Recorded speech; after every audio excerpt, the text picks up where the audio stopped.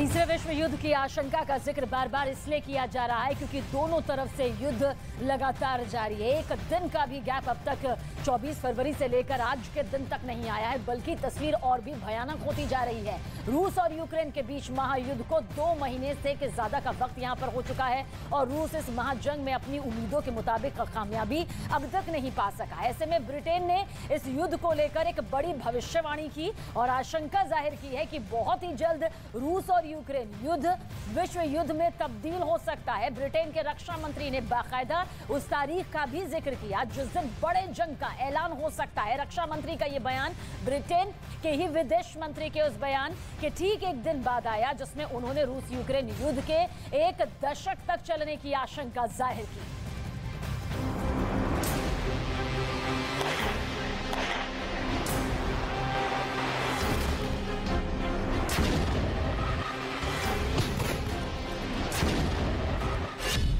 क्या तय हो गई है विश्व युद्ध की तारीख?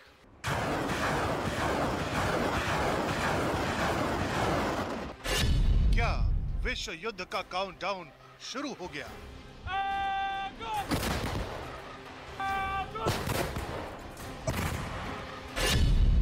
क्या तीसरे विश्व युद्ध की दहलीज पर खड़ी है दुनिया?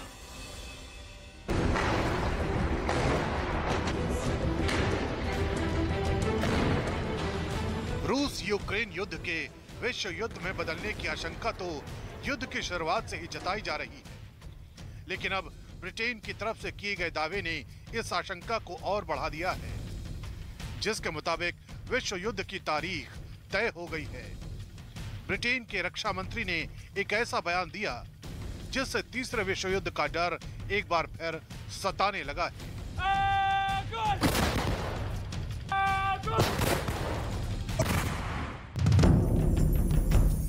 दावा किया जा रहा है कि 9 मई को होने वाली विक्ट्री डे पर पुतिन कोई बड़ा ऐलान कर सकते हैं। ये ऐलान यूक्रेन के मददगारों के खिलाफ जंग छेड़ने का हो सकता है और इस दावे को बल इसलिए भी मिल रहा है क्योंकि पिछले एक हफ्ते में यूक्रेन की मदद कर रहे देशों के खिलाफ रूस के कई तीखे बयान आए हैं। माना जा रहा है कि 9 मई को रूस एक बड़ी जंग का ऐलान कर सकता है। ब्रिटेन के रक्षा मंत्री बेन वॉलेस ने एक रेडियो को दिए गए इंटरव्यू में कहा है, रूस 9 मई को विक्ट्री डे परेड में यूक्रेन पर अपनी जीत की घोषणा कर सकता है। हालांकि रूस इस युद्ध में जैसी सफलता की उम्मीद कर रहा था वो उसे अब तक नहीं मिल सकी है। ऐसे में रूस के विक्ट्री डे परेड के दिन पुतिन विश्व के नाजियों के खिलाफ यूक्रेन में अपनी बड़ी सेना उतारने का ऐलान कर सकते हैं। ब्रिटेन के इन दावों का डर इसलिए भी है क्योंकि यूक्रेन के साथ युद्ध की शुरुआत में ही रूस ने यूक्रेन में उनके खिलाफ लड़ने वाले हर शख्स को नियो नाजी कहा था। ऐसे में पुतिन का यह ऐलान यूक्रेन का साथ देने वाले यूरोपीय देशों के खिलाफ भी हो सकता है। ये पहला मौका नहीं है जब 9 मई की तारीख सुर्खियों में आई है, बल्कि युद्ध शुरू होने के बाद से ही 9 मई को यूक्रेन की जंग के अंत का अनुमान लगाया जा चुका है, क्योंकि 9 मई का दिन रूस हर साल विक्ट्री डे के रूप में मनाता है। यह दिन दूसरे विश्व युद्ध में नाजी जर्मनी पर रूस की जीत के लिए याद किया जाता है। हर साल रूस 9 मई को अपनी ऐतिहासिक जीत का जश्न मनाता है। मॉस्को में रूस की फौज अपने सबसे दमदार हथियारों का प्रदर्शन करती है। टैंक और बख्तरबंद गाड़ियों से लेकर फाइटर जेट तक सब कुछ परेड में शामिल किया जाता है, जिसकी सलामी खुद राष्ट्रपति पुतिन लेने वाले हैं।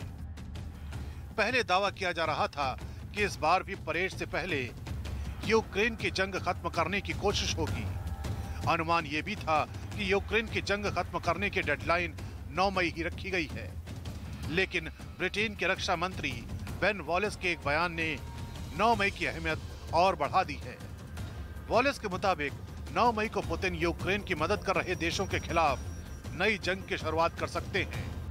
ब्रिटेन के रक्षा मंत्री के दावों का सीधा मतलब ये भी है कि 9 मई का दिन पूरी दुनिया के लिए अब तक की सबसे बड़ी जंग की शुरुआत का दिन हो सकता है अगर ब्रिटेन के रक्षा मंत्री का अनुमान सही साबित हुआ तो ये लड़ाई विश्व युद्ध में भी बदल सकती है, क्योंकि अगर हमला यूक्रेन के मददगार देशों पर हुआ तो उसके दायरे में पूरा यूरोप भी होगा और अमेरिका भी। जाहिर है अगर ऐसी जंग की शुरुआत हुई तो दुनिया दो गुटों में बंट जाएगी। ब्रिटेन के रक्षा मंत्री बेन वॉलिस ने यह बयान एक रेडियो स्टेशन को इंटरव्यू में दिया, जिसने थोड़ी ही देर में पूरी दुनिया में खलबली मचा दी। ब्रिटेन के इस दावे के पीछे कुछ दलील भी है। ब्रिटेन का मानना है कि 9 मई के आने में केवल 10 दिन का वक्त बचा है। इतने कम वक्त में रूस इस जंग का अंत नहीं कर सकता। अभी तक रूस अपनी उम्मीदों से काफी कम नतीजे निकाल पाया है। अगर रूस ने जंग खत्म करने में जल्दबाजी की तो नतीजे और भी खतरनाक होंगे। यूक्रेन की जंग में रूस शुरू से अपना दुश्मन यूक्रेन को नहीं मानता, बल्कि यूक्रेन के उन दोस्तों को मानता है जो उसे हथियार दे रहे हैं, खास तौर पर नेटो और अमेरिका, जिनके हथियारों के दम पर यूक्रेन दुनिया की महाशक्ति से पिछले 65 दिनों से लोहा ले रहा है। खुद रूस के विदेश मंत्री सर्गेई लावरोव भी कह चुके हैं, रूस खुद को नेटो के खिलाफ युद्ध में नहीं मानता है और यूक्रेन में भाड़े के सैनिकों का उपयोग नहीं करता है और न ही किसी को परमाणु युद्ध की धमकी दे रहा है। यही वजह है कि इस जंग में कई बार रूस यूक्रेन तक पहुंचने वाले हथियारों का रास्ता रोकने की कोशिश कर चुका है। रूस के कई बड़े मंत्री नेटो और अमेरिका को सीधी चेतावनी भी दे चुके हैं और यूक्रेन की मदद करने पर हर्जाना भुगतने की धमकी भी दी जा चुकी है। इसलिए माना जा रहा है कि 9 मई तक जंग खत्म न होने की झुंझलाहट देखी जा सकती है। ब्रिटेन ने इसी झुंझलाहट के आधार पर एक बहुत बड़ी बात कह दी है। ब्रिटेन को लगता है कि 9 मई को भाषण देते हुए पुतिन बहुत बड़ा ऐलान कर सकते हैं। यह ऐलान यूक्रेन में रूस के स्पेशल ऑपरेशन को एक बड़ी जंग में बदल देगा। इस बार पुतिन के निशाने पर केवल यूक्रेन ही नहीं, बल्कि यूक्रेन के सभी मददगार देश हो सकते हैं। इस बीच रूस की तरफ से सीधी चेतावनी भी आ चुकी है कि अगर यूक्रेन की जंग में किसी और मुल्क ने हाथ डाला तो परमाणु बम का भी इस्तेमाल किया जा सकता है।